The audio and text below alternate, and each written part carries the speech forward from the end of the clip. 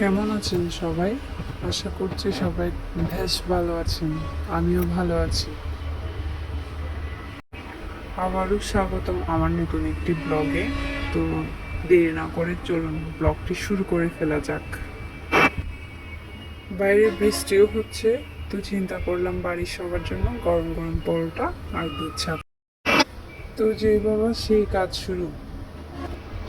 পরোটা বানানোর জন্য প্রথমে 2 কাপ ময়দা, একটু চিনি, লবণ আর একটু তেল দিয়ে ময়দাটা ভালো করে মেখে নেওয়ার পরে 10 মিনিট রেস্ট রেখে দিয়েছিলাম।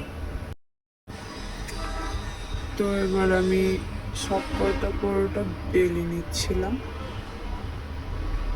সব কয়টা পরোটা বেলার পরে চুলায় কড়াই বসিয়ে দিলাম।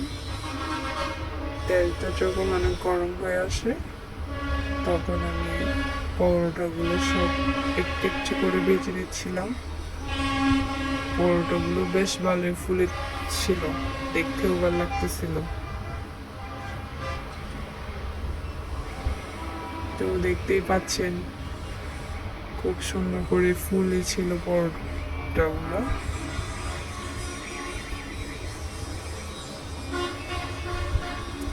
তো এইভাবে সব কয়টা পরোটা ভেজে নেওয়ার পরে চুলায় আমি চা পানি বসিয়ে দিব।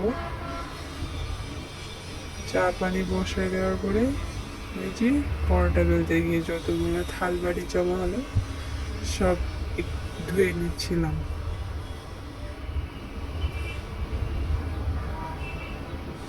ঘরের কাজ যেন শেষই হয় না, সারাদিন কাজ করি তাও কাজ শেষ হয় না, এই একটা অবস্থা। তো সব কয়টা থাল বাটি ধুয়ে নেওয়ার পরে এদিকে আমার চাটাও রেডি হয়ে গেল।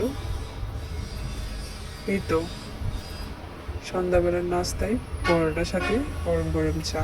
তো এখানে ব্লগটি শেষ করা যাক। ভালো থাকবেন।